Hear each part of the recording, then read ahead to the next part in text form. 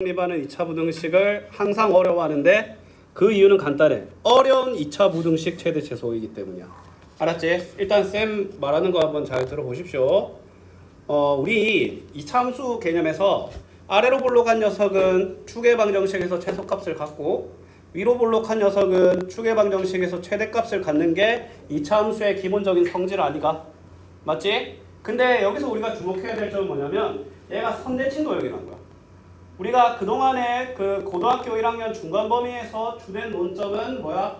그 최소값이 주된 메인이었다면 이제 제한된 범위로 넘어가면 이 축으로부터 멀어질수록 값이 커진다에 주목을 해야 되는데, 근데 중요한 건 선대칭 도형이지.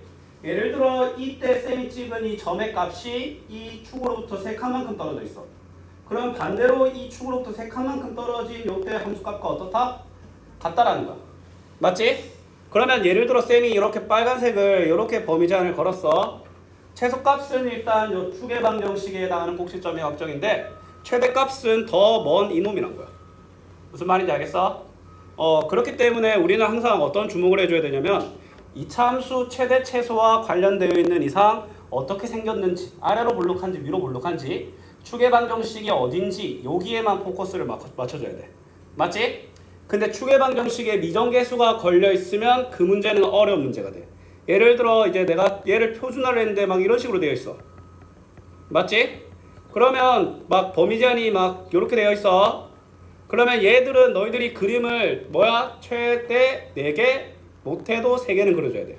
왜? 제한된 범위가 이렇게 있었을 수도 있지. 이때는 1에서 최대, 3에서 최소가 되고 A는 3보다 커야 되겠지. 그 다음에 이제 제한된 범위가 이렇게 뭐야? 살짝 거쳐질 수 있어. 근데 여기엔 최소값은 축의 방정식에서 발생되는데 최대값은 1이야. 근데 여기서 더 넘어가면 최대값이 뭘로 바뀌어? 3으로 바뀌지. 근데 만약에 최소값을 묻는 문제였다면 이놈이나 똑같다. 그 다음에 여기로 넘어갔을 때는 최소는 1, 최대는 3 이래 되거든. 그러면 바로 문제 한번 풀어줄게. 자, 일단 제한된 범위에서 얘가 항상 성립한다라고 하잖아. 그러면 일단 처음에 상식으로 시작해. 얘가 항상 0보다 크거나 같으려면 최소값이 0보다 크거나 같은 것만 확인하면 돼가 아이가? 만약에 얘가 0보다 작다고 되어 있으면 최대값이 0보다 작다는 것만 확인하면 돼. 맞지? 다행히 그럼 우리는 뭐 해줘야 돼? 얘를 표준화를 해주면 다음과 같이 식이 되겠죠? 그럼 얘를 그림을 한번 그려볼게. x는 2, 아래로 볼록하죠? 그 다음에 마이너스 3. 자, 명심해. 누가 더 멀고 가까운지를 명확하게 보여줘야 돼. 맞지? 최소값 언제 발생해? 여기서 발생하지? 그러면 2a-5가 0보다 크거나 같다라고 해서 답이 5번이 되는 거야. 알았니? 자, 얘는 뭐야? 그 어떠한 그 그리는 데 있어서 미정계수가 없기 때문에 뭐야? 어렵지 않았어. 자, 근데 이제 여기 상으로 넘어가거나 이런 식으로 뭐야? 일이 벌어지면 일단 여기에 있는 문제들은 제한된 범위가 뭐다?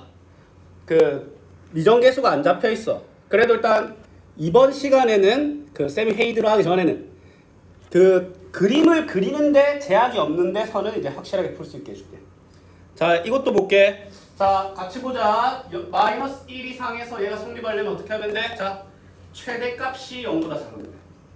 맞잖아. 최대값이 0보다 작으면 다른 애들은 0보다 작은 걸 볼 필요도 없겠지. 얘들 대전대로 하는데 뭐야 0보다 작았어. 자, 그러면 일단 얘를 표준화를 해주면 이렇게 안 되겠나? 마찬가지 그려줍시다. 마이너스 1을 축으로 하고 마이너스 1에서 1 최대값 1에서 발생하는 거 알겠어?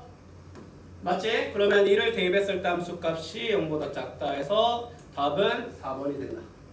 맞지? 자, 회의 끝나면 이렇게 미정계수, 축의 방정식에 미정계수 있는 거에 대해서 해줄게요. 그 다음에 자, 얘들아 쌤이랑 또 한번 같이 해보자. 얘가 성립하면 되지? 맞지? 어떻게 하면 돼? 최대값이 0보다 작거나 같으면 돼. 맞지? 그러면 일단 마찬가지 표준화 2a분의 b하면 더하기 1의 제곱에 2를 빼면 다음과 같이 되겠지? 그 마이너스 1을 축으로 하고 마이너스 2에서 2까지 제한된 범위. 정확하게 그릴 필요 없어. 누가 더 가깝고 뭐냐만 확연하게 공개해서 해주면 돼. 그럼 뭐 하면 돼? 최대값 요 2를 대입했을 때 함수값인 k는 마이너스 14 이하에 돼서 상관이 되는 거야. 오케이? 일단 이게 다는데 이제 여기서 어렵게 걸리면 어떻게 된다? 추계 방정식이 미정계수 걸려. 예를 들어 이제 이렇게 나온다. 맞지? 그거는 쌤 회의하고 해줄게요. 맞지? 쌤 회의 때문에 쌤도 깜빡하고 있었어. 좀 한 20분 정도 잡고 어려운 것들도 좀 해주려고 했는데 지금 시간이 한 5분밖에 없어가지고 이렇게 개념만. 알았지? 표준화를 할 때는 그 최대 최소에서는 우리가 뭐만 주목해주면 된다? 표준화. 추계 방정식과 생김새만 명확하면 됩니다. 상수항 y절편 이딴 거 미정계수 아무리 들어가도 상관 하나도 없습니다. 알았지? 응.